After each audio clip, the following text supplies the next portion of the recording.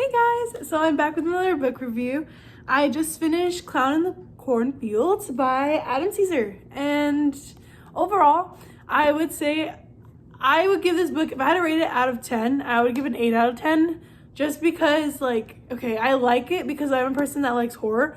However, it wasn't really scary. It was more of gory and explicit rather than actually scary. But what I didn't like about it was that it took forever to kind of pick up, because I remember I got to page 60, almost 70, and nothing was happening. I was bored out of my mind and I didn't want to read it anymore. But no, I was I can't give up on this book. Maybe it has a good ending or maybe something's gonna happen, so I just kept reading it. But once you got to page 100 and chapter 8-ish, it gets better. It's fine. But basically this book's about a girl named Quinn and her father. They moved to this town called Kettle Spring, and the dad's gonna be the doctor there. The daughter had just lost her mother, so they wanted a kind of a new fresh start. But the reason why the first couple of chapters were kind of boring was because it kind of talks about her getting to know the town, meeting people, and kind of explaining a lot of things. I think that's why it took forever to kind of pick up. But basically, before even Quinn moved in, these group of high schoolers that she'll meet later do this huge party at, so there's this kid named Cole. Both of his parents are rich, but once his mother passed away, it was just him and his stepdad. His stepdad owns this factory. They threw a party there. Someone died. I can't spoil it, but someone died, and this is where it kind of all began. And then, so shift back to Quinn.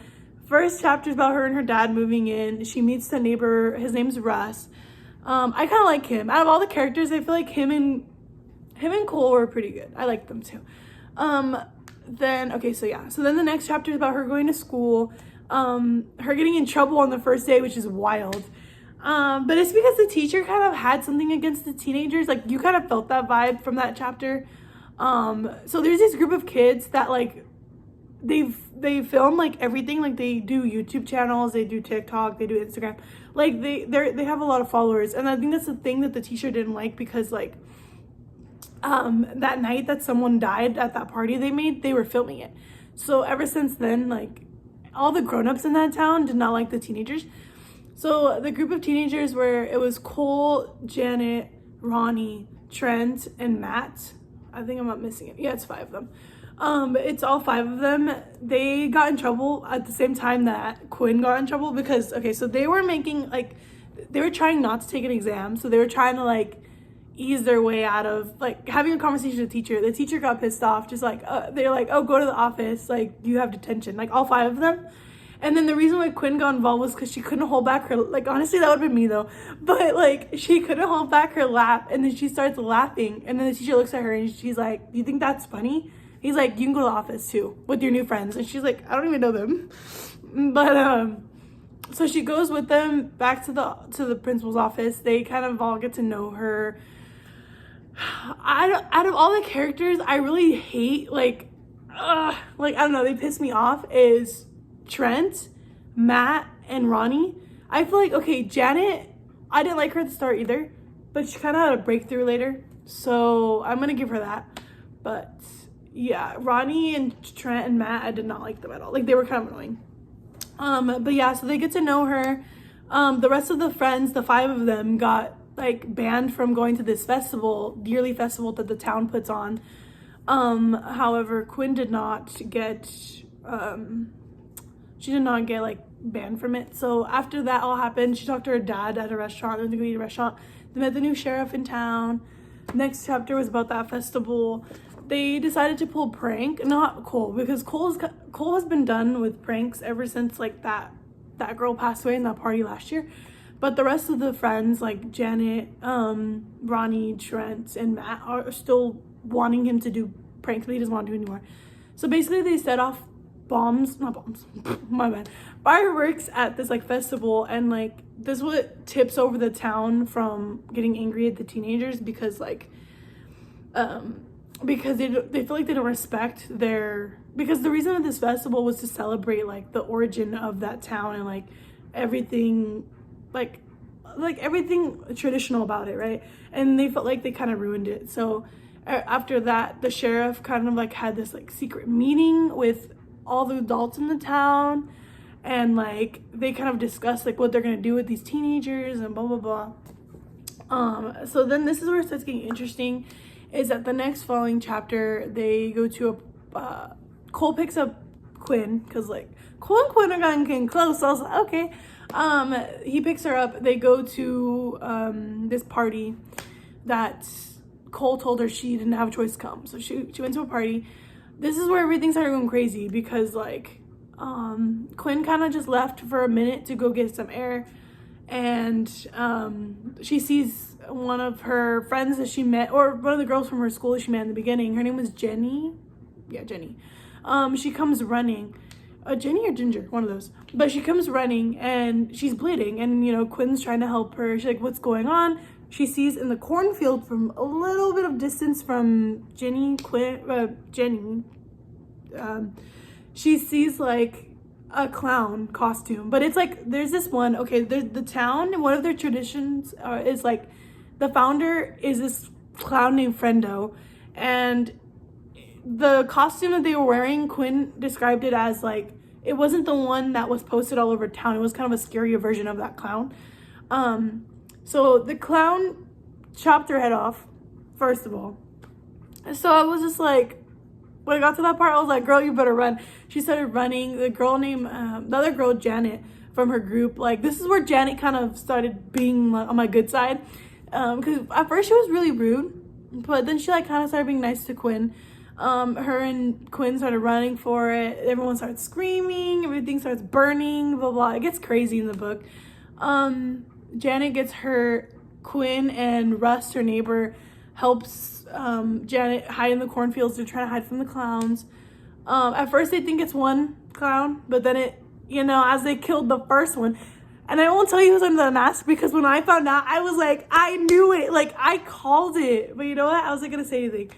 But they thought it was that one clown, but no, there was multiple. The rest of the chapters kind of take place in the cornfield. It goes from Quinn's point of view to Cole's point of view, because Cole's hiding somewhere with Ronnie and Matt, and Quinn is with Janet and Rust in the cornfield. So they both are in different areas. Eventually they come together because, you know, they're like, Quinn is trying to help all the other students because they're burning the farm down and there's students hiding in there. So like Rust and Quinn come back, help the other students.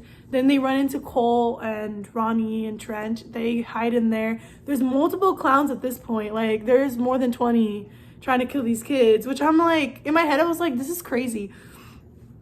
And then after that, Rust kind of helps them escape. And then Rust gets left behind. Cole, I think at this point it's Cole, Ronnie, Trent, and Quinn only left.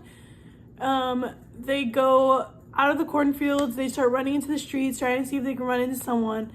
Surprisingly, the sheriff shows up, which I'm like, this is kind of suspicious, because like, why did it take him so long to get here? I don't know. But yeah, so at this point, the sheriff shows up. He is like asking them what's going on, blah, blah, blah. He doesn't believe them, which in my head, I was like, okay, like, if multiple people are telling the same exact story, why are you saying this is a lie? But I don't know.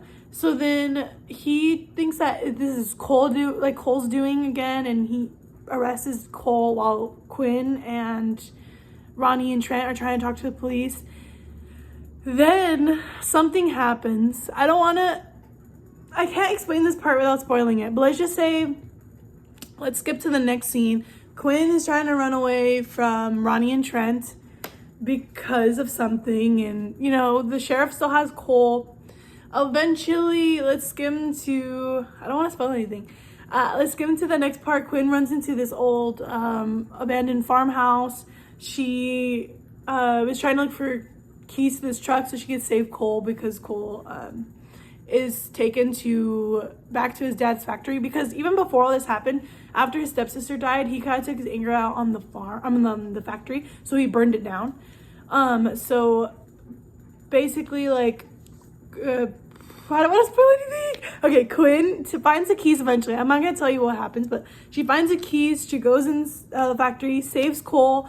Her father also saves her. Her dad pretends to be one of the clowns and like helps Quinn take down the bad guys, which I'm not telling you who the main, which what I found out was the main like clown who's the leader. I was like, this is crazy. Like, I did not expect that to happen, but anyways, then after that, it was only, you know what's crazy? Out of all of them, there was only 3 survivors of the main characters, and then the students, out of like 60 people that were at that party, only 20 made it out. I was just like, that's crazy. Like, you're wiping out the entire, it's crazy. So then the last chapter was basically about Quinn and Cole and Russ kind of just going through it, what just happened. And it's so cute because Cole and Russ end up together, and I was just like, but yeah, so I mean, overall it was a pretty good book. I would say that like I wish it had more detail when it came to like horror scenes. Like, I wish it made it more creepier, but I mean, it wasn't that bad. Like I said, it kind of took forever to pick up. I think that's also why I didn't like it. But I mean, overall, I feel like you guys should read it. It was a pretty good story. And at the end of it, it kind of like gives you like a little sneak peek of what's happening in the next book. And I kind of convinced my brother to buy. My brother bought me the second book, so I'm kind of excited for that. But basically, I mean, at first I wasn't gonna want to continue the series. It's this one, but I wanted to continue the series because like it looked pretty interesting.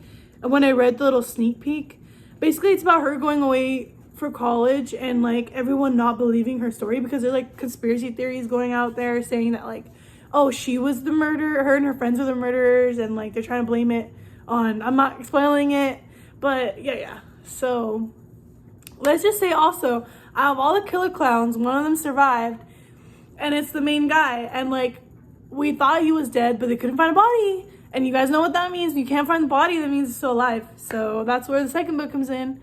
So yeah, but yeah, I recommend that book if you guys really like to like, you know, read some gory, mysterious, suspense type books.